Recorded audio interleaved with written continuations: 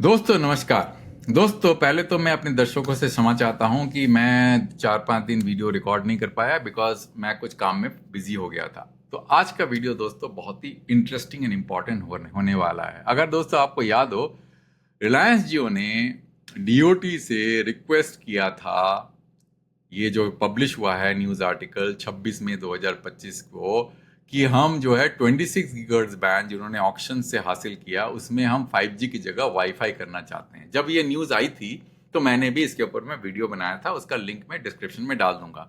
अब दोस्तों आप समझेंगे चलिए वाईफाई करे चाहे 5G करे क्या फर्क पड़ता है, मेरे को तो सिर्फ डेटा से मतलब है क्योंकि रिलायंस ऑलरेडी यूबीआर कर रहा है 5 गीगाहर्ट्ज़ बैंड में, जिसका परफॉर्मेंस रीजनेबली बेटर है जहां पे इंटरफेरेंस फ्री लोकेशंस हैं।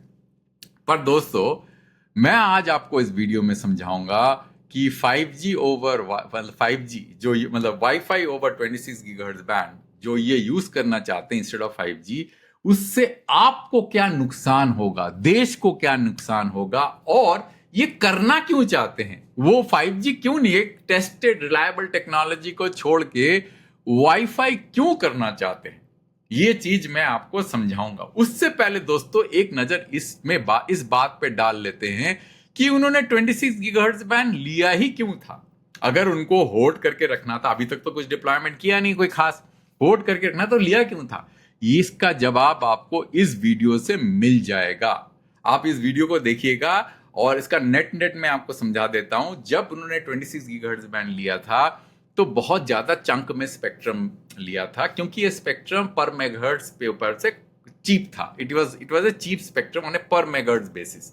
तो जो हमारा एसयूसी का फॉर्मूला है वो क्या करता है कि हर स्पेक्ट्रम, हर ऑक्शन का एसयूसी और क्वांटम स्पेक्ट्रम से मल्टीप्लाई करके वेटेड एवरेज निकालते हैं। अगर आपको याद हो 2019 में जब पैकेज आया था उस टाइम में ये बोला गया था कि फ्यूचर में जब भी स्पेक्ट्रम ऑक्शन होगा उसका एसयूसी 0 होगा, क्योंकि ये बहुत क्वांटम में स्पेक्ट्रम था। तो ये डिनोमिनेटर में इसकी वैल्यू बढ़ गई, न्यूमिनेटर में ये 0 से मल्टीप्लाई हो गया।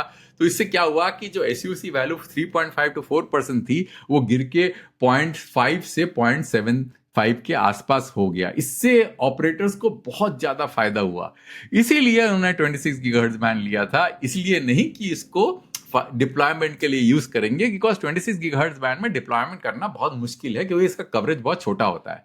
दोस्तों आज का जो प्रेजेंटेशन है वो इस टॉपिक में बेस्ड है, उसका नाम है ईएमएफ कंप्लायंस। ईएमएफ क्या होता है? शरीर को रेडिएशन का जो है खतरा वायरलेस वेव से। अब दोस्तों ये वायरलेस जो जो जो सिग्नल्स हैं, ये जो है इसको प्रिवेंट करने के लिए, इसमें खतरा प्रिवेंट करने के लिए कुछ रूल्स बनाए हैं टीईसी ने।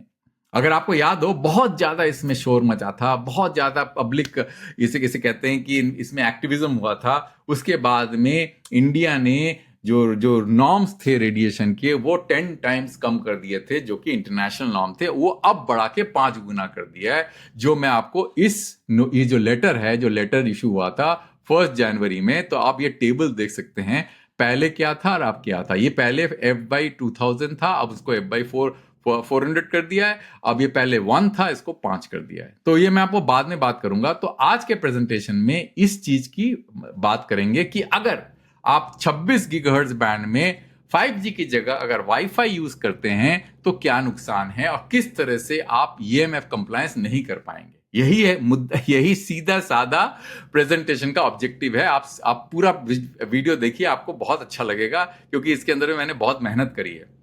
अब दोस्तों पहला तो हम ये बात समझने की कोशिश करते हैं कि जो 26 गीगाहर्ट्ज़ स्पेक्ट्रम बैंड है उसमें कवरेज छोटा क्यों होता है।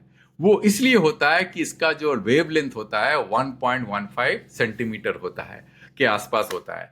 अब 1.15 सेंटीमीटर बहुत छोटा है, अगर आप लो फ्रीक्वेंसी बैंड में जाएंगे तो वेवलेंथ बहुत ज्यादा होता है। अब दोस्तों प्रॉब्लम क्या है कि जो रिसीवर का जो कान है, ईयर, सुनने की क्षमता, ये प्रोपोर्शनल टू लेमडा स्क्वायर होता है। तो जितना छोटा लेमडा उतना सुनने की क्षमता कम, इसलिए 26 गीगाहर्ट्ज़ स्पेक्ट्रम ज्यादा दूर तक जाता नहीं है। अब ज्यादा दूर तक नहीं जाता तो ज्यादा दूर तक जाने के लिए क्या करना पड़ता है? आपको EIRP बढ़ाना पड़ता है, इफेक्टिव आइसोटोपिक रेडिएटेड पावर। अब उसका कॉन्सेप्ट हम समझेंगे अभी थोड़े देर बाद। इसका अब बिल्कुल लेमैन तरीके से समझ लीजिए कि दूर तक नहीं जाता, इसका मतलब टॉर्च का इस्तेमाल करिए। टॉर्च जो कि फोकस करेगा बीम को बहुत ही narrow, you can say in a narrow surface area, in a narrow solid angle, तो दूर तक जाएगा ना। जैसे अगर आप एक नॉर्मल टॉर्च यूज करते हैं जिसका जो है बीम जो है काफी वाइड होता है, वो दूर तक नहीं जाता, पर नैरो फोकस करेंगे तो दूर तक जाएगा। यही कॉन्सेप्ट 26 गीगाहर्ट्ज बैंड का है। तो उससे नुकसान क्या है दोस्तों? कवरेज नहीं मिल पाता। मगर मान लीजिए कि आपका बीम बहुत ही नैरो है, फोकस्ड है, तो आपको कवरेज नहीं मिलेगा ना।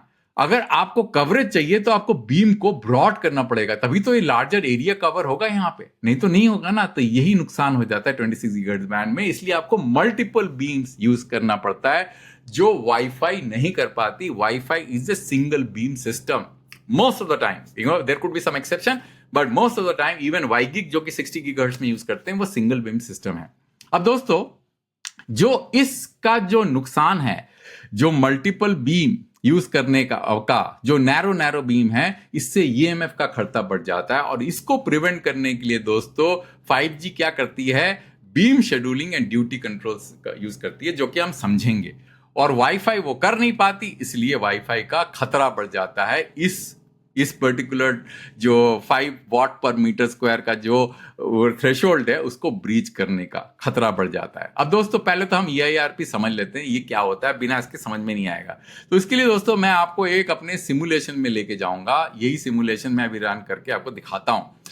तो ये सिमुलेशन क्या है दोस्तों? मान लीजिए एक एंटीना है बीच में, ये देखिए एंटीना, ये एंटीना दिख रहा है आपको। ये एंटीना ने क्या किया? एक बीम को फोकस तरीके से सामने की तरफ फेंका। मान लीजिए 26 गीगाहर्ट्ज बैंड का एंटीना है, टावर है, और फेंक रहा है बीम को आगे की तरफ। क्यों फेंक रहा है? क्योंकि इसको ज्यादा दूर तक ट्रैवल करना है। अब होगा क्या है कि मान लीजिए यहाँ पे एक इंसान खड़ा हुआ है, यहाँ पे देखिए इंसान दिखा देता हूं मैं, यहाँ पे इंसान खड़ा हुआ है। ये जो आप हैं, आप इसको डायरेक्टली आप बीम के कांटेक्ट में हैं दोस्तों। अब ये जो है यहाँ पे कितना पावर जो आपका जो है वॉट पर मीटर स्क्वायर, इसको मेजर करना है आपको। अब ये बीम जो है, ये जरूरी नहीं कि ऐसा ही हो, ये पैराबोलिक भी हो सकता है, कैसे भी शेप का हो सकता है ना।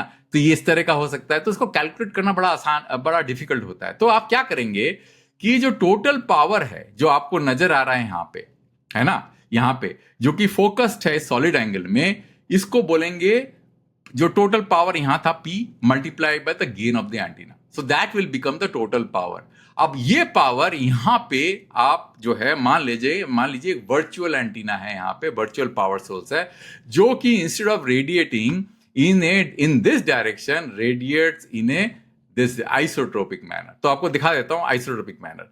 तो जब आइसोट्रोपिक मैनर में जब रेडिएट करेगा, ये देखिए आप आइसोट्रोपिक मैनर में जब रेडिएट करेगा, तो क्या होगा कि अब आसान हो जाएगा डेंसिटी, पावर डेंसिटी कैलकुलेट करने का यहां पे। क्यों? क्योंकि ये तो स्पीयर है, आपको ये पता है 4πr² से डिवाइड कर दीजिए, आप आराम से डेंसिटी कैलकुलेट कर सकते हैं। ये देखिए यहां पे आप देख रहे हैं आपको।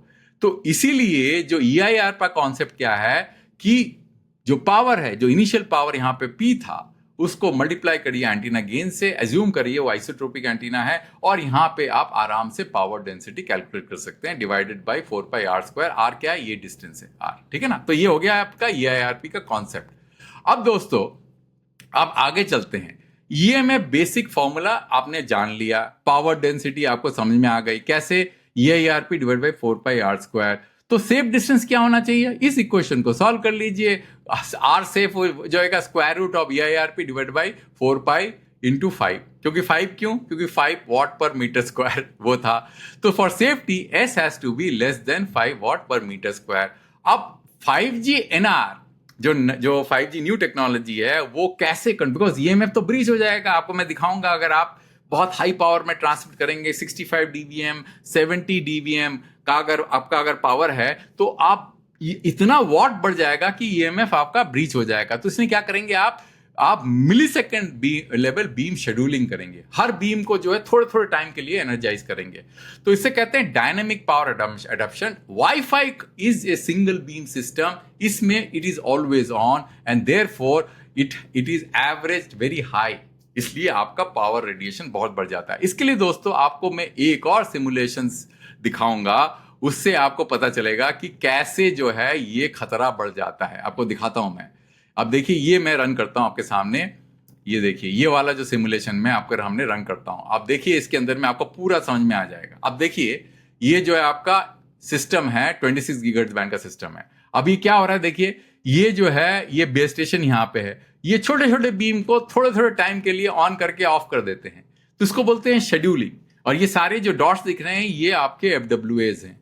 तो ये कंटिन्यूसली ऐसे करने से क्या होता है कि जो आपका पावर है एक डायरेक्शन में, जो कंसंट्रेशन जिसको होता है फार इफेक्ट, क्योंकि नियर इफेक्ट नहीं, मतलब दूर से अगर आप मेजर करेंगे तो आपको कभी भी EMF का खतरा नहीं होगा, क्योंकि आपका रेडिएशन कंटिन्यूस ऑन नहीं रहता उस डायरेक्शन में। समझ रहे हैं ना आप दोस्तों? तो ये हो गया आपका 5G। अब वाईफाई क्या करता है दोस्तों, वो समझ लेते हैं। वाईफाई में सबसे बड़ी दिक्कत क्या है, अगर आप इस सिमुलेशन को देखेंगे तो ये मान लीजिए वाईफाई जो है पॉइंट टू पॉइंट सिस्टम है, नैरो बीम। अब क्या हो रहा है, ये बीम जो है कंटिन्यूसली ऑन है, देखिए कंटिन्यूसली ऑन है, ये ऑफ ही नहीं होगा, क्योंकि ये सिस्टम जो है बीम शेड्यूलिंग में काम नहीं करता है। तो ये पॉइंट टू पॉइंट सिस्टम है, कंटिन्यूसली ऑन है। अब अगर मान लीजिए आपको अगर मल्टी पॉइंट सिस्टम क्रिएट करना है तो क्या करना पड़ेगा, तो आपको एक वाइड बीम यूज करना पड़ेगा। अब देख रहे हैं, ये वाइड बीम यूज करना पड़ेगा। अब ये वाइड बीम में जितने भी डिवाइसेस हैं वो चारों तरफ फैले हुए हैं, दिख रहे हैं आपको, ये वाइड बीम हो गया। जैसे ही आपने बीम को वाइड किया तो आपका डिस्टेंस जो है वो कम हो गया, देखिए डिस्टेंस यहां पे कितना कम हो गया। तो इसलिए जो दोस्तों यही एक दिक्कत है, मैं आपको फिर से दिखाता हूं वो। अब देखिए यहां पे आप यहां पहुंचे, डिस्टेंस कितना कम हो गया पहले से, क्योंकि आपने बीम को वाइड कर दिया, वो ज्यादा दूर तक नहीं जा पा रहा है। तो यही दिक्कत है दोस्तों वाईफाई के अंदर में, जब आप point two point and point two multi point system use करते हैं। पॉइंट टू पॉइंट यूज करेंगे तो दूर तक जाएगा, पर आपका पावर डेंसिटी EMF का खतरा बढ़ जाएगा, क्योंकि वो 5G की तरह बीम शेड्यूलिंग नहीं यूज कर रहा है। क्योंकि जो आपको मैंने पहले दिखाया था इस सिमुलेशन में, कि जहां पे क्या हो रहा है कि कंटिन्यूअसली जो है बीम, अगर आप देखें कंटिन्यूअसली जो है आपका बीम जो है, आप ये देखिए कैसे कैसे जो है चेंज हो रहा है, इसको बोलते हैं बीम शेड्यूलिंग। समझ रहे हैं ना दोस्तों? इसीलिए 5G जो है बहुत शार्प बीम, बहुत हाई पावर, हाई EIR पर बीम से भी दूर तक ट्रैवल करता है, क्योंकि वो कंटिन्यूअसली एक डायरेक्शन में ट्रैवल नहीं करता है ना, मतलब वो ऑन नहीं करता बीम को, वो धीरे धीरे ऐसे करके स्विच करता है। अब दोस्तों आगे बढ़ते हैं। तो यही आपका प्रॉब्लम है वाईफाई के लिए, single beam always on, high time average EMF। तो आप अगर ERP सेंसिटिव देखेंगे, सेंसिटिविटी देखेंगे EMF versus range for only 100 megahertz spectrum, दोस्तों यही आपका जो है स्टैंडर्ड्स जो है कैरियर बेस्ड EIRP करते हैं, हाई फ्रीक्वेंसी जिसमें बहुत ज्यादा बैंडविड्थ होता है। अगर आप 75 dB यूज करेंगे तो देखिए पावर इन वॉट्स कितना हो गया, 31.6 किलोवाट्स, सेफ डिस्टेंस 22.7, और जो है मान लीजिए 1 है। 65 करेंगे तो कितना हो गया, 3.1 किलोवाट, 7.1 मीटर, ये 0.32, ऐसे करके अगर 33 में रिड्यूस करेंगे देखिए कितना कम डिस्टेंस हो गया। अब अगर मान लीजिए 1 गीगाहर्ट्ज स्पेक्ट्रम यूज करते हैं तो क्या होगा, जो 75 है वो 71 मीटर्स हो जाएगा। अब सोचिए 71 मीटर्स का आपको रेडियस रखना पड़ेगा, जिसमें कि ह्यूमंस नहीं आ सकते हैं, और बाकी और जो है कम करने की क्षमता आपकी और कम हो जाएगी। तो आप खुद ही कैलकुलेट, इसको पॉज करके आप खुद ही कैलकुलेट कर दीजिए, 75 को इन फैक्टर से मल्टीप्लाई करके देख लीजिए कि इन पावर EIRP के लिए कितना डिस्टेंस को एक्सक्लूजन रखना पड़ेगा दोस्तों। अच्छा, तो विजुअल ट्रेड ऑफ क्या हो गया, high EIRP greater than 65 dB and violates TEC 5 watt per meter square. Low EIRP safe but range will collapse by hundreds, right? 5G क्या करता है, कैसे सॉल्व करता है, जो पहले आपको दिखा चुका हूं, time average beam, scheduler plus duty cycle. Wifi lacks this power shaping capability, continuous exposure without control. 26 gigahertz wifi will either be safe और वेस्टफुल। वेस्टफुल क्यों, क्योंकि दूर तक जाएगा ही नहीं, सारा स्पेक्ट्रम खाली पड़ा रहेगा, सारे कवरेज में तो छोटे छोटे स्पॉट्स होंगे, दूर तक आप कवर कर नहीं पाओगे। जितना आप 5G से कवर कर सकते हो, वाईफाई से उसका 100th कवर कर पाओगे एरिया। तो आपको बहुत ज्यादा बेस स्टेशन लगाना पड़ेगा। अगर या तो आपने सोच के रखा है कि भैया इस पूरे का पूरा 26 गीगाहर्ट्ज बैंड को मैं जो है प्लेस होल्डर की तरह यूज करूंगा, मैं क्वांटम ऑफ बेस स्टेशन जो हमारे जो वो है, जो रिक्वायरमेंट है, जो NIA में था कि कितने बेस स्टेशन लगाने पड़ेंगे फॉर रोल आउट ऑब्लिगेशन, उतना ही लगा के इसको होल्ड करके रखूंगा, जिससे कि मेरा इसको वापस ना करना पड़े। उसके लिए तो ठीक है, पर कंज्यूमर के लिए कोई फायदा नहीं है इसके अंदर में, है ना। इसलिए अब एक और प्रॉब्लम है दोस्तों, इसमें ना एक चीज मैं आपको दिखा देता हूं, सीधा मैं स्टैंडर्ड में जाऊंगा। स्टैंडर्ड में जाके आप ये देखेंगे बेस स्टेशन क्लासेस डिफाइन है 3GPP का, ये जो है ना TS38141.2, इसमें 4.2 में बेस स्टेशन क्लासेस डिफाइंड है। अब जो बेस स्टेशन क्लास जिसमें 26 गीगाहर्ट्ज बैंड का ऑपरेशन होगा उसको बोलते हैं BS टाइप 2.2-O। इसमें एक रेगुलेशन कहता है कि जो BTS to UE मतलब FWA बेस स्टेशन के बीच में मिनिमम डिस्टेंस होना चाहिए 35 मीटर। मतलब ये क्लियरली 3GPP स्पेक्स में लिखा हुआ है। इसका मतलब ये टावर माउंटेड होगा, पोल माउंटेड नहीं होगा। 26 for wide area base station coverage.